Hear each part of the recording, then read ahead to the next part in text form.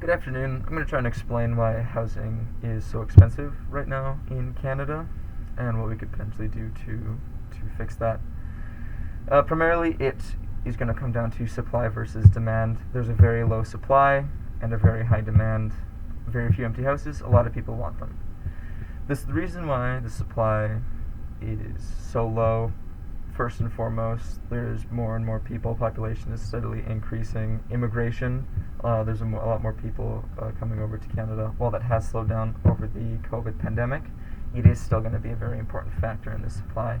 Another one is speculative buying. In a housing market like the one we have right now, where prices are always going to increase, at least that's what's foreseen over the next few years, people will purchase a house and just sit on it, purchase property and sit on it. They might flip it, they might rent it out, or they might just leave it empty.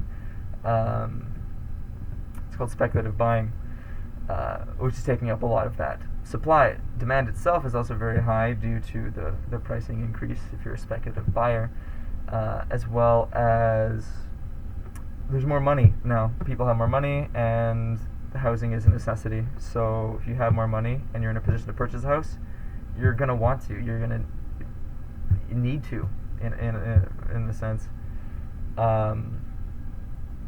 in terms of what we can really do to stop that, is tax is a very good way of calming down market activity, and we need to calm a lot of these speculative buying markets. Tax houses are going to stay empty. Tax houses that are going to be flipped disincentivize this behavior because it's lowering that supply that's available, as well as that itself is another factor to such a high demand.